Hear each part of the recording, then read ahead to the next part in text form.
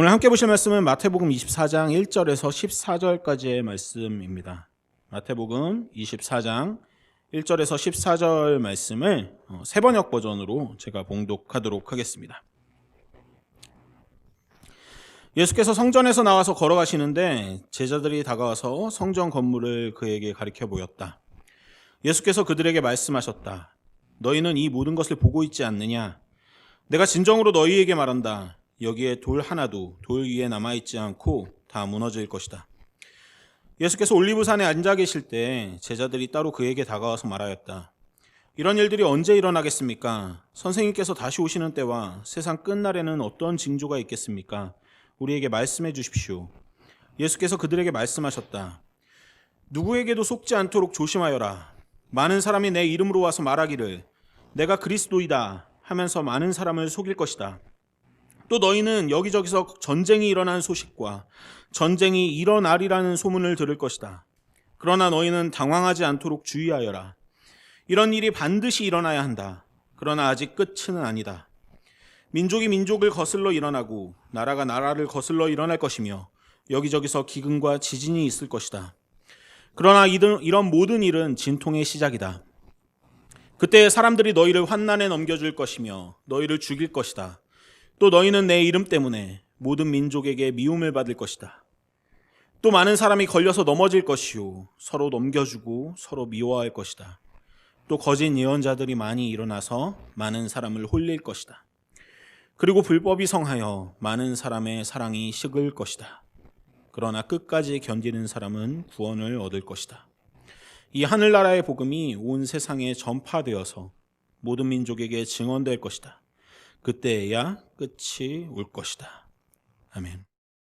예전에 청년부에 있을 때 어떤 형제가 이제 부서 모임을 시작하기 전에 대표 기도를 했더랬습니다. 그런데 그 대표 기도의 첫 단어가 보통은 뭐 하나님 이렇게 부르든지 하나님 아버지 사랑하는 뭐 하나님 아버지 뭐 이런 식으로 보통 우리가 하는 그런 수식어들 있잖아요. 그런 수식어가 아니라 이렇게 시작을 했습니다. 하나님 어머니였습니다. 네. 근데 이 형제도 이 단어가 가져올 파장을 예상을 했는지 이 단어를 외치고 나서 한참을 가만히 있더라고요. 너네가 나한테 반응을 해줘 약간 이런 듯이 한참 가만히 있더라고요. 그 말 한마디에 분위기가 싹 쎄해지는 것이 느껴졌습니다. 그 형제를 잘 아는 사람들은 저 오빠 또 저런다 뭐 이런 반응을 보였고요. 네, 잘 모르는 사람들은 이 교회 정통 장로교회라고 알고 왔는데 이거 아니었나? 막 이런 의아한 눈빛들을 보내는 사람들도 있었습니다. 네. 지금 미국에서 이 방송을 보고 계실 배병선 형제님, 잘 계시죠?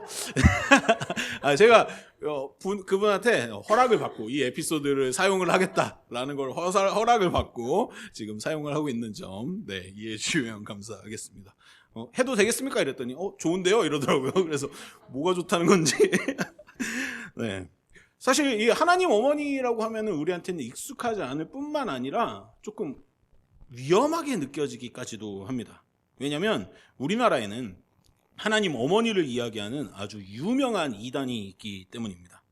그 이단의 이름은 예전에는 안상홍 증인회였는데 요즘은 바꿨는데 하나님의 교회 세계 복음 선교 협회로 이름을 바꿨더라고요. 그래가지고 사실 하나님의 교회라는 명칭을 쓰는 교회들도 많고 뭐 세계 복음 선교 협회 이런 단어들 쓰는 교회들 많으니까 도대체 여기가 어디야 이런 느낌이 드는데 이 안상홍 증인회가 요즘은 이런 이름을 쓰고 있습니다. 이들이 이단이 된 이유는 간단합니다. 교주인 안상홍을 재림 그리스도이자 성령 하나님으로 여깁니다. 즉 하나님 아버지로 여깁니다. 또한 안상홍의 아내인 장길자 씨를 하나님 어머니로 부르면서 신격화합니다. 이들이 하나님 어머니를 이야기하는 이유 또한 간단합니다. 하나님이 창세기에서 우리 형상대로 사람을 만들자라고 말씀하신 후에 남자와 여자를 만드시잖아요. 그러니까 하나님의 형상은 남자 형상도 있고 여자 형상도 있으니까 하나님 아버지가 있으면 하나님 어머니도 있는 게 당연한 거 아니냐 이렇게 말하는 거죠. 사실 창세기에서 우리 형상대로 만들자라고 할 때 그 우리는 삼위일체 하나님을 가리키는 개념이기 때문에 이거를 남녀 하나님으로 얘기하는 것은 조금 무리가 있지 않나 쉽지만 전 개인적으로는 뭐 그것까지는 뭐 그렇게 크게 잘못된 것까지는 없다고 생각합니다. 근데 여기서 이 안상홍 증인은 한 발짝이 아니라 한 수십 발짝을 더 나가가지고 안상홍은 하나님 아버지고 장길자는 하나님 어머니다 이렇게 얘기하니까 문제가 생기는 거죠. 제가 이단들을 막 특별히 싫어하거나 막 이러진 않는데 안상홍 증인을 싫어하는 이유 중에 하나는 이 하나님 어머니라는 참 좋은 단어를 이 사람들이 망쳐 놓았기 때문입니다. 사실 새하늘과 새 땅도 참 좋은 단어인데 좋은 개념인데 이 어디야 갑자기 생각이 안 나요. 신천지가 망쳐 놓은 것처럼 이 안상홍 증인에도 이 하나님 어머니라는 개념을 망쳐 놓은 거죠.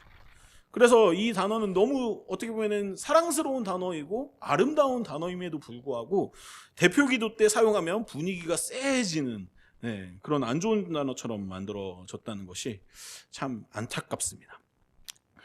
사실 여러분들이 다 알다시피 하나님은 성별을 초월하신 분이십니다.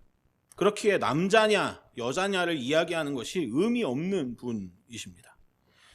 성경에서 하나님은 남자 곧 아버지의 속성을 가진 분으로 나타나시기도 하고 여자 곧 어머니의 속성을 가진 분으로 나타나기도 합니다. 여러분들이 뭐 잘 부르시는 찬양 있잖아요. 오늘날 내가 널 낳았도다. 해산의 고통 그 고통으로 내가 너를 낳았나니. 찬양 안 하기로 제가 저번에 했기 때문에 가사만 이렇게 했습니다. 특별히 오늘은 우리 한국교회가 어버이 주일로 지키는 날입니다. 어버이 주일의 의미는 두 가지 정도로 생각해 볼 수 있는데 사실 이 어버이 주일이라는 말이 처음에 생긴 게 아니라 어머니 주일로부터 시작을 했어요. 어머니 주일도 어디서 시작한 거냐면은 미국에서 약간 이벤트처럼 시작했다가 이게 잘 되니까 한국에서도 이렇게 벤치마킹을 해가지고 어머니 주일로 갖고 이제 구세군이나 감리교가 가져왔다가 이게 좋네? 이러면서 전 교단으로 퍼져나간 거죠. 그래서 오늘을 여러 교단에서 다 이 어버이 주일로 지키는데 여러 이름으로 지키더라고요. 어버이 주일로 지키는 곳도 있고 부모 주일 혹은 처음에 시작한 대로 어머니 주일로 그냥 지키는 곳도 있습니다. 이름이 보여주듯이 이날은 하나님께서 우리에게 허락하신 부모님에 대해서 감사하는 마음을 되새기는 날이기도 합니다. 하지만 또 두 번째 의미도 있습니다. 그것은 하나님께서 우리의 온전한 부모 되신다는 것을 되새기는 주일이기도 합니다. 저는 오늘 이 두 번째 의미에 좀 더 초점을 맞춰서 말씀을 나누려고 합니다. 그 중에서도 우리에게 좀 더 익숙한 하나님 아버지라는 개념보다는 어머니신 하나님에 대해서 함께 살펴보며 말씀을 나누길 원합니다. 오늘 본문은 예수님께서 세상의 마지막 날, 즉 말세에 대해서 경고하시는 내용을 담고 있습니다. 제가 어렸을 때 읽었던 책들 중에는 참 좋은 책들도 많았는데 차라리 읽지 않았으면 더 좋았을 것 같다라는 책들도 있습니다. 그 중에 한 종류는 휴거에 관련한 책이었습니다. 이 휴거는 언젠가 이 세상에 끝이 올 때 하나님을 제대로 잘 믿는 사람들은 하늘로 들려 올려간다는 그런 개념을 가진 단어인데 이 휴거라는 개념을 가지고 소설이나 영화 이런 것들이 만들어지면서 막 휴거라는 개념이 막 확장되기 시작했어요. 그냥 믿는 사람들이 들려 올라가는 정도가 아니라 하나님을 잘 믿는 사람들은 갑자기 순간이동하듯이 하늘로 그냥 쑥 사라지고 그리고 이 땅에 남아있는 사람들은 이제 두 번째 시험을 당하게 된다는 거죠. 그래서 이 땅에 남아있는 사람들이 막 온갖 혼란한 과정들 가운데에서 계속해서 하나님을 잘 믿으면 그 사람들도 다시 한번 구원을 얻을 수 있는 가능성을 가지게 되는 거고 그렇지 못한 사람들은 이 땅에서 영원히 고통당하게 된다는 좀 이상한 설정들이 덕지덕지 붙은 개념이 사실 이 휴거라는 개념입니다.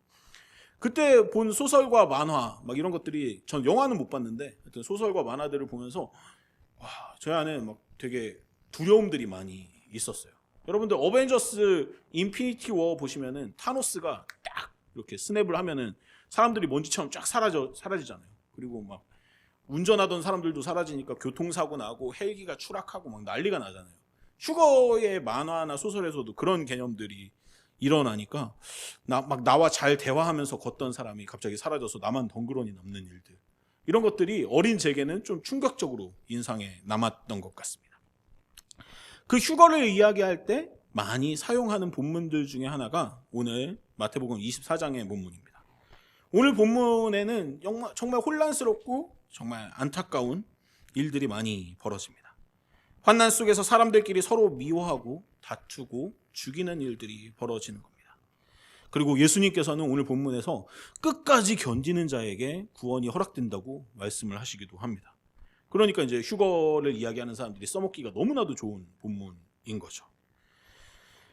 이 이야기가 저한테 얼마나 인상적이었냐면 가끔씩 낮잠을 자곤 했는데 낮잠을 자다가 그런 경우 없으십니까? 너무 주위가 조용해서 깨는 경우. 잘 없으세요? 저는 너무 주위가 조용한데 제 코 고는 소리가 되게 세가지고 죄송합니다. 개인적인 경험을. 하여튼 그렇게 깨는 경우가 있는데 그렇게 깨면은 주위에 아무도 없는 것 같으니까 그 어린 제게는 그런 생각이 드는 거죠. 나만 빼고 다 휴거됐나? 하나님 좀 잘 믿을 거 막 이러는데 거리에 나가보면 사람들 여전히 멀쩡하게 살아있고 그렇게 저한테는 되게 인상적이었던 개념이었어요. 심지어 휴거가 실제로 일어난다고 1992년에 어느 날에 실제로 일어난다고 믿는 사람들까지도 있었지만 그런 일은 일어나지 않았습니다. 하지만 여전히 사람들은 마지막 때가 되면 종말이 되면 말세가 되면 어마어마한 환란이 일어나는 것이 당연하다고 여기고 이 일들이 과연 언제 벌어질 것인가에 대해서 관심을 가지는 사람들이 아직도 적지 않습니다. 이미 예배 전에 성경 공부를 하신 분들은 아시겠지만 말세, 즉 세상이 끝나는 시점은 어느 특정한 순간이 결코 아닙니다. 기독교 신학에서 말세는 예수님께서 처음 이 땅에 오시고 그리고 다시 이 땅에 오실 때까지를 가리킵니다. 그러니까 초림에서부터 재림까지의 기간을 말세라고 얘기하고 우리는 그래서 신학적으로는 말세를 지금 살고 있는 것이죠. 그리고 그 말세가 도대체 언제 올 것인가를 계산하는 것도 우리에게는 무의미합니다. 결국 우리는 100년 안에 이 땅을 떠나게 될 것이기 때문입니다. 눈 감고 뜨면은 그때 예수님 얼굴을 보게 되겠죠. 그렇기에 오늘 예수님의 경고는 어느 특정한 말세라는 시점을 경험할 일부의 사람들에게 경고하고 계시는 말씀이 결코 아닙니다. 지금이라는 예수님의 초림과 재림 사이에 지금이라는 말세를 살아가고 있는 우리 모두에게 삶을 살아가고 있는 우리 모두에게 하시는 말씀입니다. 삶을 살아가는 우리 그리스도인들은 오늘의 말씀처럼 경험하게 됩니다. 올바르게 살아가려는 노력은 배척받고 비웃음을 받고 때론 괴롭힘을 당하게 되는 이유가 되기도 합니다. 우리가 살아가는 이 땅에서 하나님의 사랑을 발견하기보다는 서로를 미워하고 파괴하는 일들을 더 빈번하게 발견할 수 있습니다. 세상에서 전쟁의 소식, 다툼의 소식은 분열의 소식은 끊임없이 들려옵니다. 기쁜 일들은 별로 많지 않고 힘든 일들, 감당해야 하는 일들은 줄을 지어 우리 앞에 서 있습니다. 우리는 말세에 태어나서 말세를 감당하며 우리의 삶을 꾸역꾸역 감당하며 살아갑니다. 그럼 그때 우리가 말세를 경험하고 우리가 말세를 감당하고 살아가고 있을 때 하나님은 뭘 하고 계십니까? 오늘 본문에서 하나님께서는 고통당하고 계신다라고 우리에게 가르쳐 주십니다. 오늘 본문의 8절을 한번 PPT로 한번 같이 보면 좋겠습니다. 여러 가지 번역본으로 같이 살펴보면 좋겠는데요. 여러분들이 가장 많이 익숙한 개정 번역에서는 8절을 이 모든 것을 재난의 시작이니라로 번역하고 있습니다. 우리 가톨릭과 함께 번역한 공동번역 버전에서는 이런 일들은 다만 고통의 시작일 뿐이다라고 번역하고 있고 우리가 함께 본 새번역 버전에서는 조금 많이 나아졌어요. 그러나 이런 모든 일은 진통의 시작이다라고 번역하고 있습니다. 하지만 이걸로는 좀 충분하지 않습니다. 한 장 더 넘겨주시면은 신약학자인 톰 라이트가 개인적으로 번역한 번역본을 살펴보면은 이 사람은 이렇게 번역합니다. 이것은 모두 산통의 시작에 불과하다라고 번역하고 있습니다. 이 산통이라는 단어로 쓰인 헬라어 단어 오디는 고통이라는 뜻인데 그 중에서도 특별히 해산의 고통을 지칭할 때 쓰이는 단어입니다. 근데 여러분들이 살펴보셨다시피 톰 라이트의 번역이 가장 직역을 한 번역이고 새 번역이 조금 나을 뿐이지 다른 단어들은 약간 재난이나 고통처럼 약간 이 직접적인 번역을 피해간 듯한 느낌을 여러분들도 받으실 수 있을 것 같습니다. 왜 이런 번역이 나타나냐면 이 번역을 산통이라고 했을 때 이 산통의 주체, 누가 산통을 겪고 있느냐에 대한 해석의 문제가 생기기 때문입니다. 산통이라고 한다면 이 산통이 끝난 후에는 뭔가가 나아져야 되는 거죠. 새로운 생명이 태어나야 하는 거죠. 그런데 이 땅에 있는 우리들이 말세를 경험하고 있는 우리들이 산통을 겪고 있다라고 한다면 무엇을 낳아야 하는 겁니까? 네. 사실 이 산통을 겪고 있는 주체는 저는 하나님이 되는 것이 마땅하다고 생각합니다. 하나님께서는 산통을 겪으시면서 우리의 말세를 함께 고난받고 고통받고 계십니다. 이 단어를 산통이라고 번역하고 이 산통의 주체가 하나님으로 번역하면 이 모든 것들이 매끄럽게 명확하게 해석되어집니다.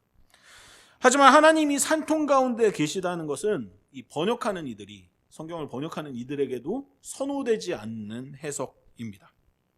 하나님은 여전히 우리에게는 아버지라는 이미지, 남성적인 이미지가 강하게 박혀 있기 때문입니다. 그렇기 때문에 현대신학자인 톰 라이트의 번역에 와서야 보다 정직한 번역이 이루어지는 겁니다. 안타깝게도 사실 신학은 오랜 동안 남성들이 중심이 되어 이끌어온 학문이었기 때문에 그 역사 속에서 남성성이 강조되고 여성성이 지워지는 일들은 비일비재했습니다. PPT를 한 장 더 띄워주시면은 여기 사도행전 18장 24절이라고 되어 있는데 26절 말씀입니다. 그가 회당에서 담대하게 말하기 시작하니 브리스길라와 아굴라가 그의 말을 듣고서 따로 그를 데려다가 하나님의 도를 더 자세하게 설명하여 주었다. 여기서 그라고 대명사로 되어 있는 사람은 아볼로인데요. 아볼로는 여러분들 바울 서신에도 등장하는 사람이죠. 초대교회의 지도자 중에 한 사람이었습니다. 근데 그 사람이 누구한테 가르침을 받게 되냐면 이 브리스길라라는 여자 집사에게 가르침을 받는 거죠. 그러니까 사실 우리 성경은 그리고 기독교는 정말로 그 시대를 앞서가는 정말 급진적인 사상을 가지고 있는 종교였어요. 이 시대에 여자가 남자 지도자를 가르친다라는 것은 사실은 있을 수 없는 일이었거든요. 그렇지만 하나님을 믿는 사람들 안에서는, 예수님을 믿는 사람들 안에서는 그게 너무나도 이상한 일이 아니고 당연한 일처럼 여겨졌던 거죠. 그런데 이 부분에서 쓰인 이 설명하여 주었다라고 쓰이는 이 설명하다라는 단어를 이제 액티데미나라고 하는데, 여기 나와 있죠. 헬라어로는 이 단어가 가르치다라는 단어로 쓰이기도 하는 단어입니다. 근데 이제 사람들이 나중에 신학자들이 이것들을 볼 때 이상한 거예요. 브리스길라라는 여자가 아볼로라는 초대교회 지도자를 가르쳤다고? 이게 영 불편한 거죠. 그래서 이 사람들은 어떤 해석들을 하냐면 이 가르치다라는 설명하다라는 단어를 쓰고 있는 이 액티데미가 권위 없는 가르침, 공식적이지 않은 가르침, 그냥 자기 생각을 얘기하는 그냥 설명, 말 그대로 설명이다. 권위 없는 가르침이다 라고 얘기하고, 디다스코라는 단어가 쓰여야지만 그것이 공식적이고 권위 있는 가르침이다. 그러니까 여기서 브리스길라가 아볼로 가르친 거 아니다. 그냥 자기 생각 얘기한 거다. 이렇게 폄하하여서 해석하는 것들이 나타나는 거죠. 근데 문제는 뭐냐면은 이 액티데미라는 단어를 예수님이나 바울도 설교하실 때 쓰는 단어라는 거죠. 그럼 예수님이나 바울도 권위 없고 공식적이지 않은 가르침을 한 사람이냐? 이런 안타까움들이 생기는 거죠. 한 장을 더 보시면 더 큰 안타까움을 우리가 또 느낄 수 있습니다. 여기 보시면은 이게 잘 보이실지 모르겠는데 이게 그림이 이쪽 왼쪽, 제가 볼 때 왼쪽에 있는 조금 남성 그림이 바울 그림이고, 그 옆에 있는 그림이 바로 그의 여제자인 테크라의 그림입니다. 여기 보시면은 재밌는 점이 있는데 이 당시의 그림은 더 중요하고 권위 있는 사람을 더 크게 그렸어요. 근데 보시면 아시겠지만 두 사람의 크기가 동일합니다.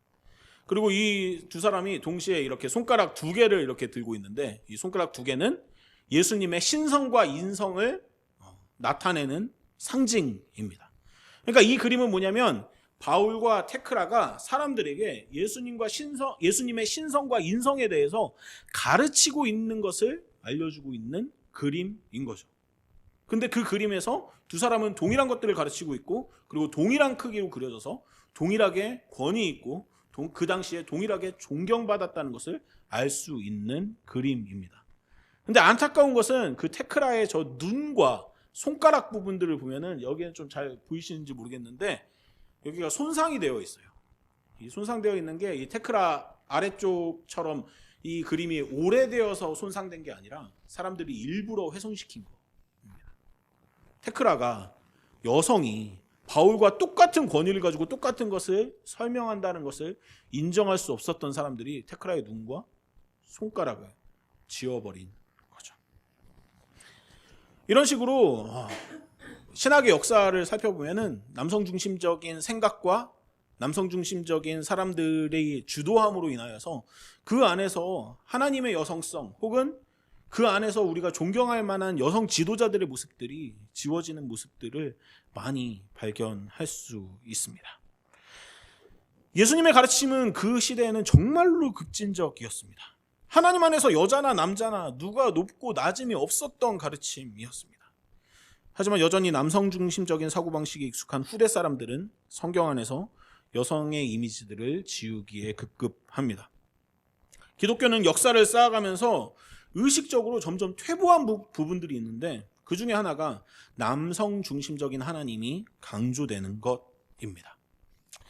그렇게 오늘 본문에서도 하나님께서 산통을 당하고 계시다라는 것을 인정하지 않는 해석들이 나오게 되는 것이죠. 이렇게 여성적인 하나님이 지워지고 남성적인 하나님, 더 나아가서는 가부장적인 하나님 아버지만 강조되었을 때 피해받는 건 여성들만이 아닙니다. 남성들 또한 축소된 하나님의 이미지로 스스로를 고통받게 합니다. 우리에게 익숙한 하나님 아버지는 어떤 분이십니까? 심판하시는 하나님, 혼내시는 하나님, 엄격한 아버지 같은 하나님의 이미지만 강조되었을 때 우리는 하나님 아버지라는 이름을 부르면서 스스로 위축되는 나 자신을 발견하곤 합니다. 다른 사람들의 이야기가 아니라 제 이야기입니다.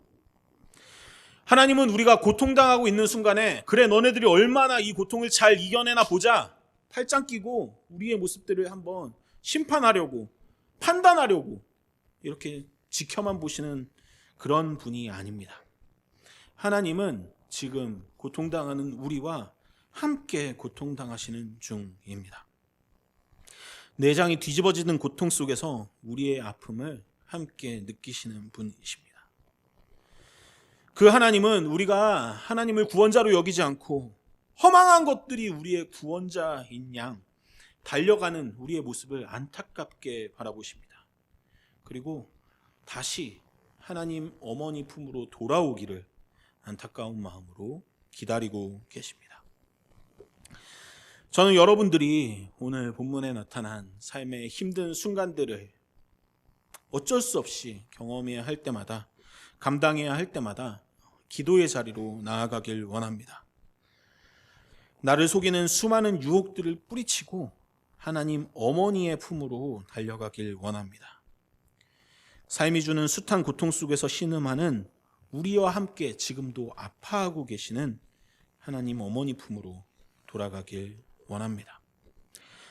그럴 때 이 세상 그 누구보다 완전한 어머니로 존재하는 하나님께서는 우리를 다시 한번 안아주시고 위로해 주시고 회복시켜 주실 것입니다. 한 가지 이야기만 하고 오늘 설교를 마치도록 하겠습니다. 하나님 어머니라는 개념, 여성적인 하나님이라는 개념은 저만 이야기하는 것이 아니라 현대 신학자들만 이야기하는 것이 결코 아닙니다. 14세기의 여성 신학자이자 신비가인 노르위치의 줄리안이라는 분이 계십니다.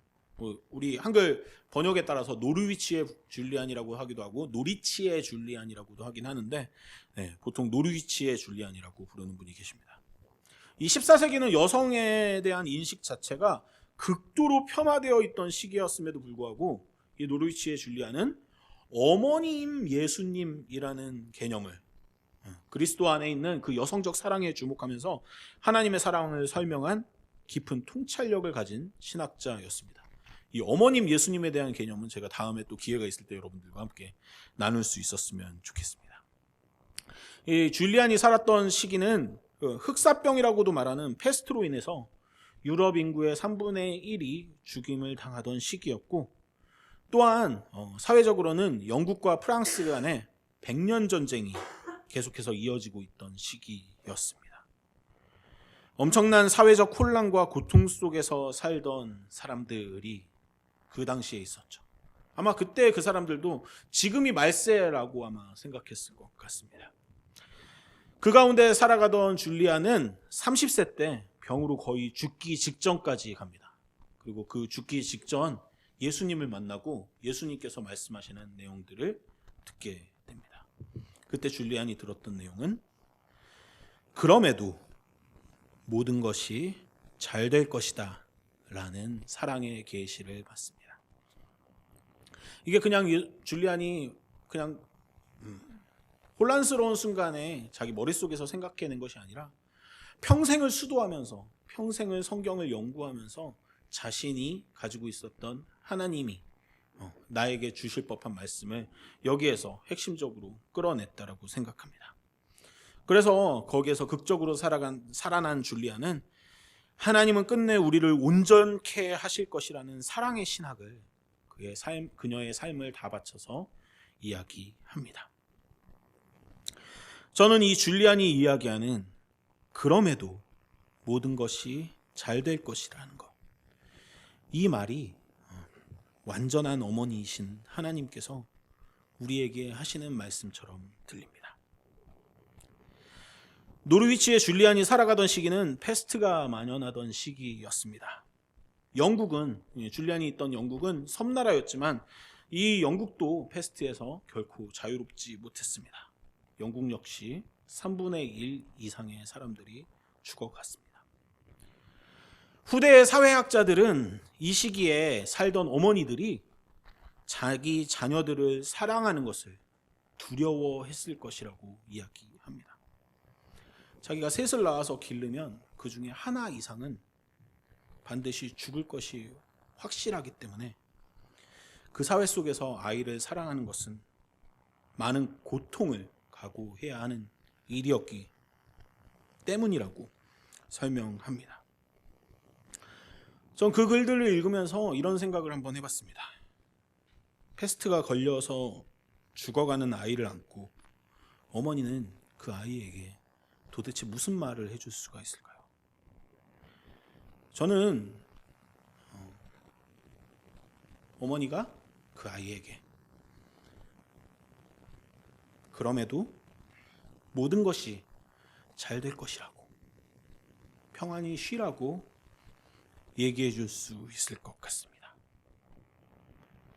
치료제도 없고 어떠한 희망도 없는 것 같이 보이는 그 순간에, 어떠한 빛도 어떠한 소망도 이야기할 수 없는 그 순간에 아이를 위로하기 위해서, 아이의 마음이라도 평안하게 하기 위해서 그럼에도 모든 것이 잘 될 것이라고 계속해서 아이의 귀에 속삭여주는 어머니의 모습을 한번 상상해 봅니다. 그리고 어쩌면 지금을 살아가고 있는 우리들, 말세를 살아가고 있는 우리들이 우리의 삶에 소망이 없는 것처럼 보입니다, 하나님. 우리의 삶에 빛이 없는 것처럼 보입니다, 하나님. 우리의 삶이 정말로 이 말세 가운데에서 그냥 끝나버리는 것은 아닌지 두렵습니다. 혼란스럽고 우리의 구원이 다른 데 있는 것처럼 보입니다라고 소리치는 우리들을 하나님 어머니께서는 다시 한번 안으시고 우리의 귀에 속삭이고 계실 것 같습니다. 하나님 어머니께서도 산통 가운데에서 우리가 새 시대를 경험하기 위해서, 새 생명을 경험하게 하기 위해서, 거듭나게 하기 위해서 기다리시면서 우리의 귀에 계속해서 그럼에도 모든 것이 잘 될 것이라고, 그럼에도 모든 것이 잘 되고야 말 것이라고, 그럼에도 모든 것이 온전히 잘 될 것이라고, 그저 우리를 위로하기 위한 말씀이 아니라 정말로 우리를 잘 되게 하고야 말 하나님의 의지를 가지고 우리에게 말씀하시는 그 하나님 어머니의 목소리를 저와 여러분들이 경청하고 살아갈 수 있길 간절히 소망합니다. 기도하시겠습니다. 하나님, 어머니이신 하나님, 우리를 자녀 삼아 주셔서 감사합니다. 말세를 살아가는 우리들은 많은 것에 속으며 살아갑니다. 하나님 아닌 다른 것들이 우리를 구원해 줄 것 같은 기대로, 때론 확신으로 그렇게 다른 것들을 우리의 구원자 삼아 살아갑니다. 그렇게 헛된 것들에 기댄 우리의 삶이기에 층층이 쌓여있는 고통들은 내 책임으로 오롯이 감당해야 한다고 여길 때도 때로 있습니다. 하지만 우리를 안타까운 눈으로 바라보시고 우리의 고통을 자신의 고통으로 가져가시는 하나님을 기억합니다. 그 하나님의 사랑을 기억함으로, 예수 그리스도의 희생을 기억함으로 다시금 예수님을 그리스도라고 고백하는 우리 모두가 될 수 있도록 허락해 주세요. 그리고 그런 우리에게 그럼에도 모든 것이 잘 될 것이라고 다시 한번 말씀해 주세요. 당신을 그리스도로 고백할 때 다시 한번 우리를 일으켜 주시고 새 힘 주시는 예수 그리스도 이름으로 기도드렸습니다. 아멘.